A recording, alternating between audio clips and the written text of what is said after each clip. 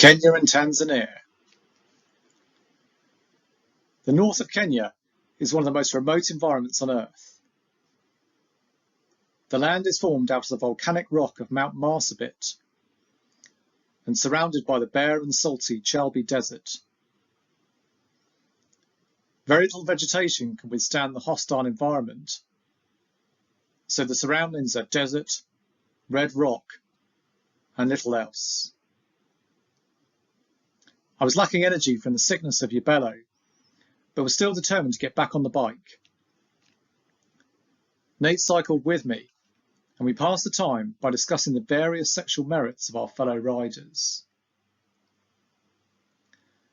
We agreed that until now, desire had been pretty much off the agenda, but that something in us had started to stir, and there were a few attractive bodies walking around to keep us entertained.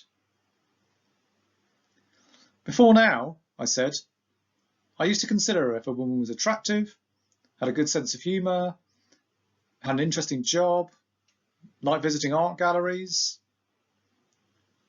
And now, said Nate, I wonder which zebra has the best arse.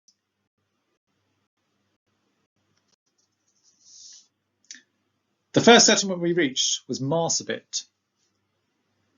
It was a frontier town with a sandy main street and groups of men in bars checking out the strangers who appeared out of the desert. In our lycra jerseys, singing Ghost by Ella Henderson, Nate and I were the gayest two amigos in town. We spent the night camping at a convent outside of the centre. The nuns were savvy to the needs of Western visitors and laid out a feast of biscuits, chocolate bars and ice cream, all for £1 each. That new statue of the Virgin Mary isn't going to pay for itself, said Nate. The next day, the landscape changed again. We climbed the sides of Mount Marsabit and the temperature dropped. This gave rise to green foliage, lakes, rain, and even elephants hidden in the bush. We cycled along mud tracks and through remote villages, watched over by Maasai tribes, men and women on the roadside. Here was another vision of the Africa of my imagination, and I was as excited as if I'd encountered a gorilla riding a giraffe.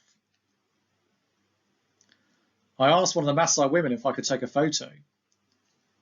She agreed, then asked me to give her £5 for the privilege. This was obviously not the first time a tourist had been through here. I paid the woman, took my photo, then rode on and focused on the path ahead. It did not take long for my preconceptions to be confounded once again. Out of the jungle, a mountain appeared on the horizon.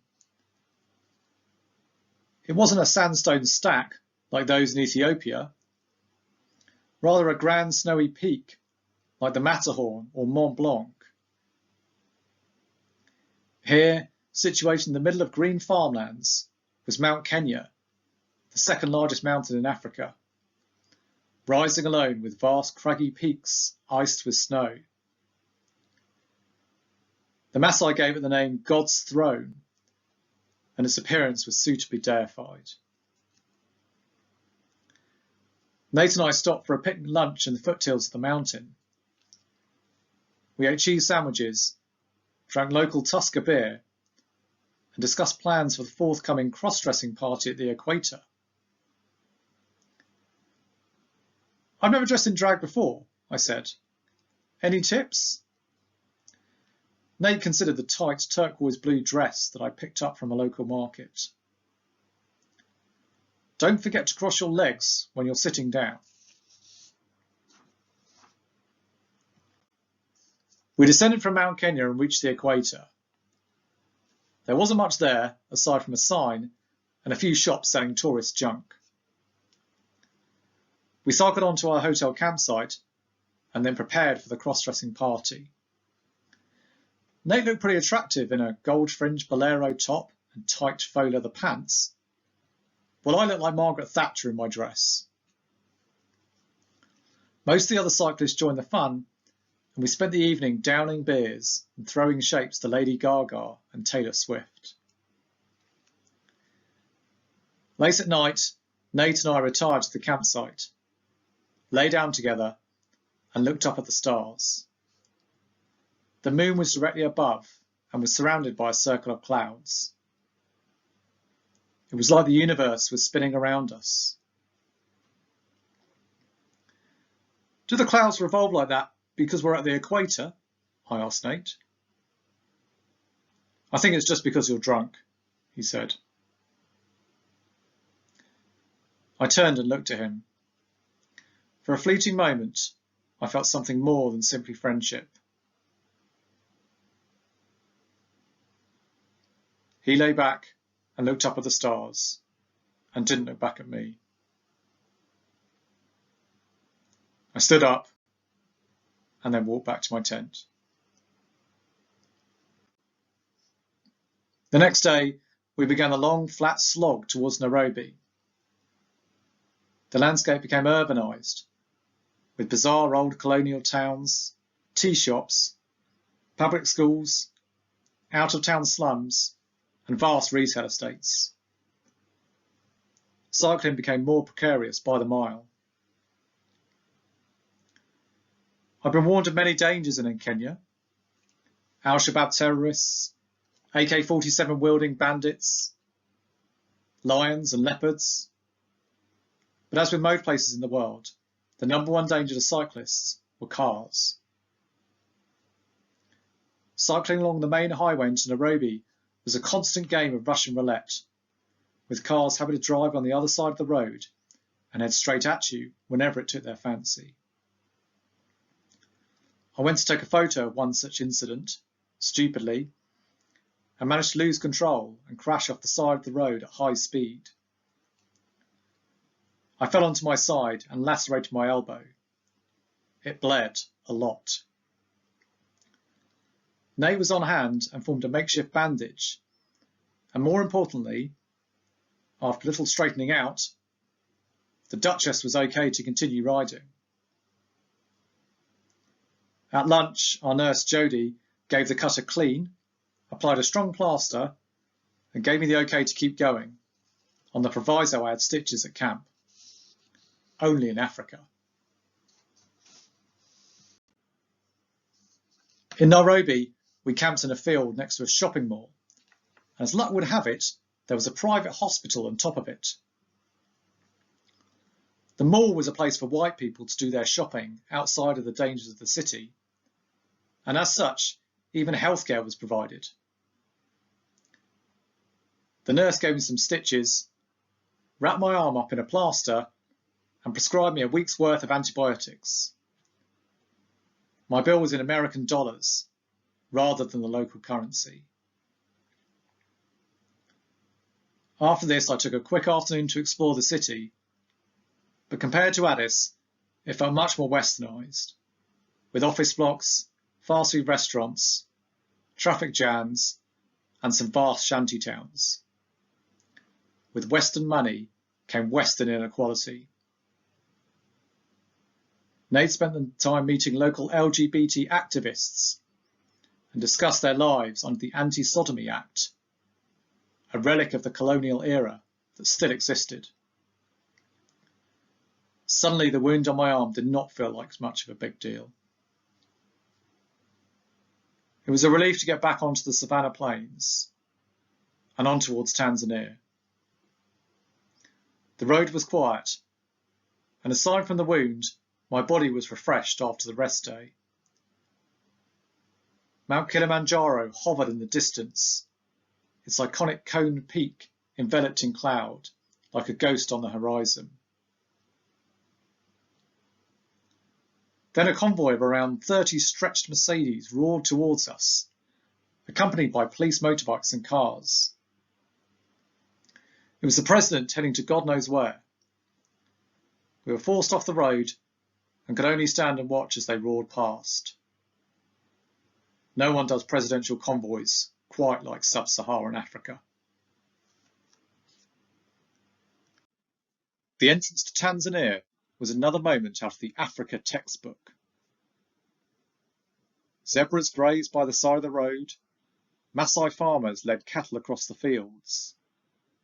Mount Kilimanjaro sat on one side, Mount Meru the other. There was even a paved road for our enjoyment. It was cycling paradise. We had our passports stamped, stopped at the busy city of Arusha, and set up camp in the grounds of a hotel. There was now a 3-day rest to explore the wonders of northern Tanzania, and I was keen to make the most of it. Nate and I took a safari on the Serengeti. Although it was a shame to be off the bikes, as we crossed into the national park, it felt like we had been transported into Eden. Lions, elephants, giraffes, cheetahs, wildebeests, golden sunsets and grassy plains stretching out to infinity. The experience was like nothing else on earth. We camped in the national park, the sounds of crickets and the occasional hyena echoing through the darkness. I was woken up in the middle of the night by an elephant wandering around our campsite. The true African experience. In the morning I woke up and noticed a strange swelling on my foot. It wasn't painful, but it was purple and made me feel woozy. I speculated as to whether it might be tsetse flies and I could have sleeping sickness, or it might be a mosquito and I could have malaria. I told our guide, who laughed into his coffee and told me to stop being a stupid white man. I agreed with him and thought nothing more of it. Tanzania was beautiful, but also had pockets of serious deprivation. Cycling out from the national parks, we noticed the first signs of true poverty. Families begged for food on the roadside, and locals gathered to scavenge leftovers when we stopped for lunch. In one village, there was a dead body on the side of the road. It seemed crazy, given all the rich tourists hovering around the Serengeti and the Masai Mara, but as always, the wealth did not go directly to the people. I learned that 2/3 of the population lived below the poverty line, with 32% deemed as malnourished.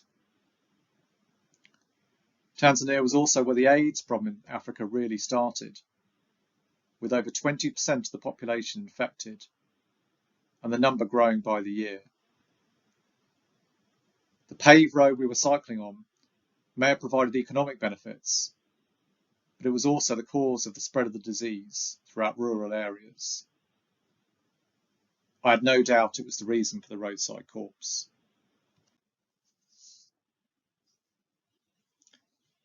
Soon we turned off the highway and started a long slog on a dirt road that would lead us straight to the Malawi border. Nate and I cycled together and chatted to keep ourselves sane. Our conversations ranged from the philosophical, is one day on the tour the same as a month in the real world, and what does that mean? The whimsical, why don't women find the idea of 2 men having sex as alluring as men find 2 women having sex? And the salacious, did you see the Canadian rider sneaking off to the tent with our driver? And aren't they both married? Alongside us, farms and villages gave way to tropical forests and cloudless skies, presenting vivid contrasts of blue, green and deep orange. It felt like we were cycling through a surrealist painting, the Chirico landscape, where everything was rendered still, aside from the spinning of our wheels. The long dirt road was a meditative place to cycle. Without any distractions, we were able to take our time, interact with the people around us, and drink in the beauty of our surroundings. Weaver birds built vast nests in the trees, Fish eagles hovered above the canopy. Occasionally a snake slid over the road. Children in well-kept uniforms walked in long lines to school. Villagers played football long into the evening, interrupted occasionally by cattle running onto the pitch. After one game, there was an impromptu dance competition, and we joined in with gusto, causing much laughter with our unfamiliar moves, such as big fish, little fish, and the Macarena. The strange purple swelling of my foot had expanded and turned into a mixture of purple and bright red flesh. One lunchtime I took my sock off and asked Jodie if she could have a look. She drew a line around the swelling with a Sharpie pen. "Does it feel hot?" she asked. "I don't know," I said. "Everything feels hot." She frowned and prodded it with her finger. "Does it hurt?" she asked. "I don't know," I said. "Everything hurts." She rolled her eyes. "You're not being much help." Another of the riders, a doctor from Alaska named Mark, came over to have a look. He was a lugubrious individual for whom every day seemed like a greater descent into a wallow of misery than the last, and I was not looking forward to his prognosis. "What do you think?" asked Jodie. "It's getting quite infected." Mark knelt down and closely inspected the swelling. "Did it start here?" he said, wrapping his hand around my ankle. "Yes." "And how long has it taken to move here?" "I don't know, about a week." He stroked the swollen red skin around my shin. "I don't like the look of this, Jodie. Do you have a large hypodermic needle?" "I can pick one up at the next border crossing." "It might be wise." I chose not to think about what this meant.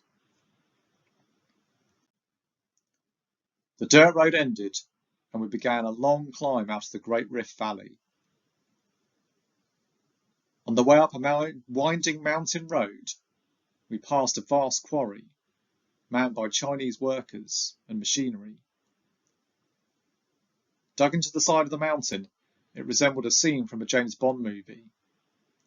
Workers in jumpsuits, large drills, piles of rubble, barbed wire, and aggressive signs telling us to stay away. Nate and I cycled by gingerly, trying not to make eye contact. Upwards was our only means of escape, and we were not going anywhere fast. We reached the summit and took a long look at the land beneath us. Tanzania was a panorama of colour: green, blue, splashings of red and orange. Over the mountain lay Lake Malawi and the warm heart of Africa. We cycled on.